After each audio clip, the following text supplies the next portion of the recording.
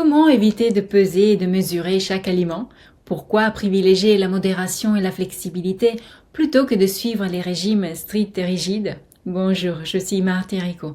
Dans la vidéo d'aujourd'hui, nous allons voir qu'il est tout à fait inutile de se casser la tête pour mesurer les quantités exactes des aliments pour suivre un régime, même lorsque nous voulons perdre du poids.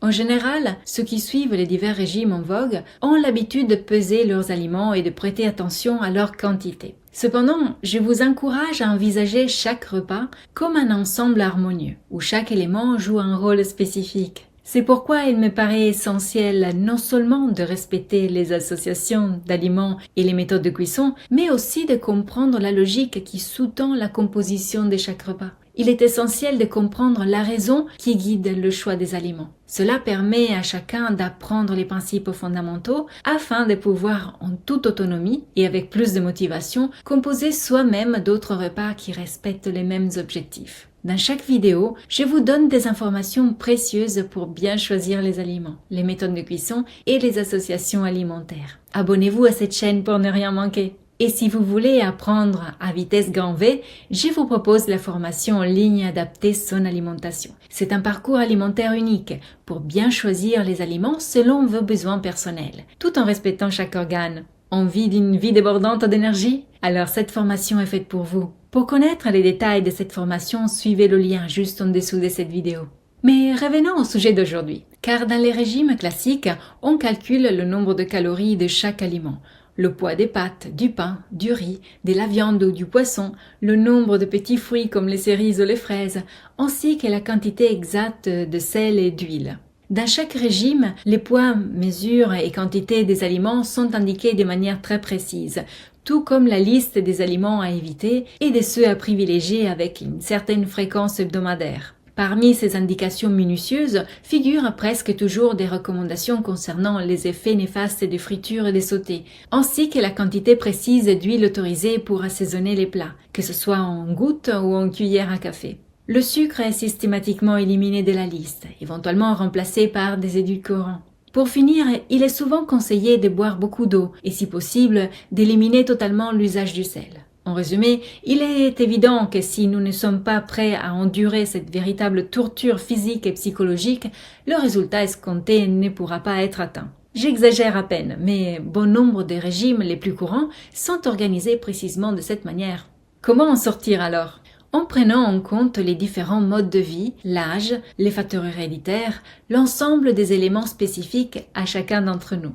Vous comprenez alors à quel point il est inutile, voire même néfaste, de calculer à l'avance les quantités nécessaires. Le principe fondamental pour choisir les aliments et élaborer une conduite alimentaire adaptée est de définir des lignes directrices essentielles pour les 3 repas de la journée, le petit déjeuner, le déjeuner et le dîner.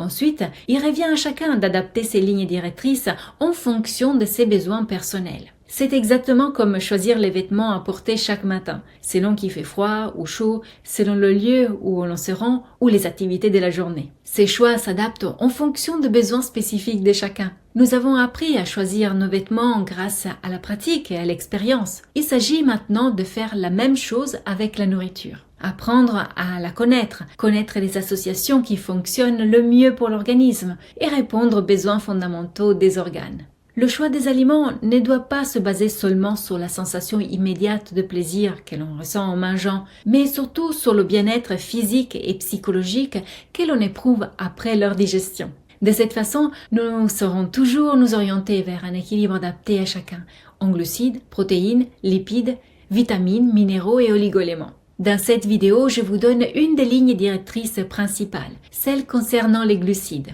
Vous savez, sur les emballages des aliments, si vous regardez les valeurs nutritionnelles, vous pouvez voir les glucides, les protéines et les lipides. Pour les glucides, sont précisés les sucres simples. Par exemple, si je lis sur un paquet de riz blanc, je peux trouver 78,5 g, dont 0,4 g de sucre. Si je prends par exemple de la farine semi-complète, j'aurai 75 g de glucides dont 1,7 g de sucre simple. Le pain, le riz, les pâtes, les pommes de terre et aussi les légumineuses sont des aliments très riches en glucides et par conséquent en calories. Ils donnent beaucoup d'énergie, mais cette énergie se consomme plutôt rapidement. C'est pourquoi la consommation de ce type d'aliments doit être modérée, sinon la glycémie dans le sang augmente trop et on risque la prise de poids.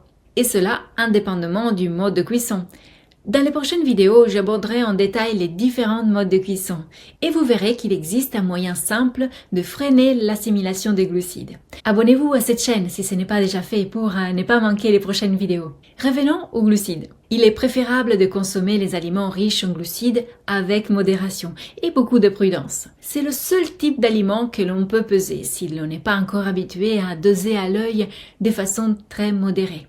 Une fois que vous aurez appris à modérer la quantité des glucides lors des repas, la quantité des autres composants du repas, protéines, légumes d'accompagnement et condiments, pourra être laissée à l'appétit du moment. Cela ne signifie pas pour autant de céder aux excès de tout genre, mais qu'il faut adapter les quantités pour satisfaire les besoins nutritionnels de l'organisme, en allant des plus fondamentaux à ceux qui, au fil du temps, répondent aux nécessités particulières de chaque moment.